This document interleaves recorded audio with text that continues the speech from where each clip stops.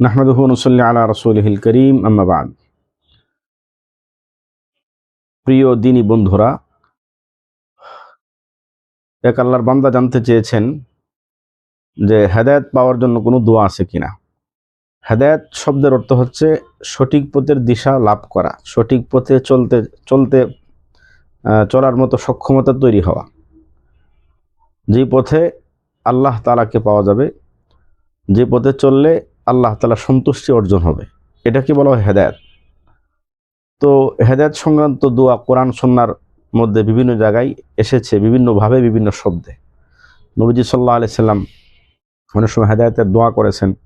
হযরত আবু হুরায়রা রাদিয়াল্লাহু তাআলা আনহু তিনি নবীজির কাছে এসে বলছেন, হে আল্লাহর রাসূল, আমার মা আমার কথা শুনতে চায় না, আমি যে আপনার কাছে আসি এজন্য আমার আম্মা খুব বিরক্ত। এজন্য আমার আম্মা আমাকে বলে যে তুমি মুহাম্মদ সাল্লাল্লাহু আলাইহি ওয়াসাল্লামের দরবার তুমি বাদ দাও, তার কাছে তুমি যেও না, তার কথা তুমি মানিও না। এবং আমার আম্মা অনেক বায়না ধরে যে তুমি যদি না যাও তাহলে কিন্তু তুমি যদি মুহাম্মাদের কাছে আসা যাওয়া করো তাহলে কিন্তু আমি খাবো না, পান করবো না, কিছুই করবো না, এরকম বিভিন্নভাবে আমাকে ব্ল্যাকমেল করে থাকে। তো হে আল্লাহ রাসূল, আপনি আমার আম্মার জন্য দোয়া করে দেন। লম্বা কথা, নবী সাল্লাল্লাহু আলাইহি ওয়াসাল্লাম দোয়া করছিলেন। সর্বশেষ এই দোয়ার উসিলায় আল্লাহ তাআলা ওনার আম্মাকে হেদায়েত দিয়েছিলেন এবং তার আগের অবস্থার পরিবর্তন হয়েছিল। এরকম নবী আলাইহিস সালাম ওই তায়েববাসীর জন্য দোয়া করেছিলেন হেদায়েতে, আল্লাহুম্মা হাদি কওমি ফাইন্নাহুম লা ইয়ালামুন। বিভিন্ন শব্দে তিনি দোয়া করেছেন। তো আমরা কি দোয়া করতে পারি হেদায়েত প্রাপ্তির জন্য, হেদায়েতের উপর, সঠিক পথের উপর অটল অবিচল থাকার জন্য? এর জন্য সবচেয়ে যে প্রসিদ্ধ দোয়া, যে দোয়াটি আমরা প্রতি রাকাত নামাজের মধ্যে আমরা করে থাকি, আল্লাহ তাআলা আমাদেরকে সেই দোয়াটি শিখিয়েছেন সূরাতুল ফাতিহার মধ্যে। যখন আমরা নামাজ পড়ব খুব খেয়াল করে এই জিনিসটা আমরা পড়ব, তাহলে হেদায়েতের দোয়া হয়ে যাবে অটোমেটিক। সেটি হচ্ছে, আমরা সূরাতুল ফাতিহার শেষের দিকে আছে ইহদিনাস সিরাতাল মুস্তাকিম।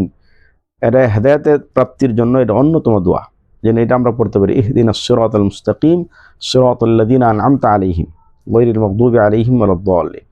হেদায়েত প্রাপ্তির জন্য এর চাইতে বড় মহান দোয়া পৃথিবীতে আর নেই। এর অর্থ হচ্ছে, হে আল্লাহ, আপনি আমাদেরকে সঠিক পথে পরিচালিত করুন, আপনি সঠিক পথের দিশা আমাদেরকে দান করুন, আমাদেরকে হেদায়েত দান করুন। এটা হচ্ছে সবচেয়ে বড় দোয়া। এছাড়া নবীজি সাল্লাল্লাহু আলাইহি ওয়াসাল্লাম আর কিছু দোয়া শিখিয়েছেন, সেই দোয়াগুলো আমরা পড়তে পারি। যেমন নবীজি সাল্লাল্লাহু আলাইহি ওয়াসাল্লাম দোয়া শিখাইছেন যে দোয়া করার জন্য, আল্লাহুম্মা ইন্না নাসআলুকাল হুদা ওয়াত তুকা ওয়াল আফাফা ওয়াল গিনা। এই দোয়ার আমরা খেয়াল করে, অর্থের প্রতি খেয়াল করে আমরা পড়ব। আল্লাহুম্মা ইন্না নাসআলুকাল হুদা, হে আল্লাহ, আমরা আপনার কাছে চাচ্ছি আল হুদা, হেদায়েত, ওয়াত তুকা, তাকওয়ার জিন্দেগি, ওয়াল আফাফা, এবং গুনাহ মুক্ত পবিত্র জিন্দেগি, ওয়াল গিনা, এবং সচ্ছলতা। এই চারটা কথা এখানে আছে, হুদা ওয়াত তুকা ওয়াল আফাফা ওয়াল গিনা। হেদায়েত, সঠিক পথের দিশা, তোকা, তাকওয়া, পরহেজগারি, ক্ষুধা ভীরুতা, ওয়াল আফাফা, এবং গুনাহ মুক্ত পবিত্র জিন্দেগি, আর শেষে রয়েছে ওয়াল গিনা, সচ্ছলতা। তো এটা আমরা নবীজির এটা শব্দে দোয়াটা, আল্লাহুম্মা ইন্না নাসআলুকাল হুদা ওয়াত তুকা ওয়াল আফাফা ওয়াল গিনা, এটা মুখস্থ করতে পারি। 3 নম্বর, আমরা আরেকটি দোয়ার প্রতি, অর্থের প্রতি খেয়াল করে পড়লে দোয়ার প্রতি আবেগ সৃষ্টি হবে এবং আবেদনটা জোরদার হবে। যেমন নবীজি সাল্লাল্লাহু আলাইহি ওয়াসাল্লাম এই দোয়া করছেন কখনো, ইয়া মুকাল্লিবাল কুলুব সাব্বিত কলবি আলা দীনিক। হে অন্তরের পরিবর্তনকারী, আপনি আমার অন্তরকে আপনার দ্বীনের উপর অটল অবিচল রাখুন, অবিচল করে দিন। এটা হেদায়েতের উপর মজবুত থাকার জন্য একটি অন্যতম দোয়া। ইয়া মুকাল্লিবাল কুলুব সাব্বিত কলবি আলা দীনিক।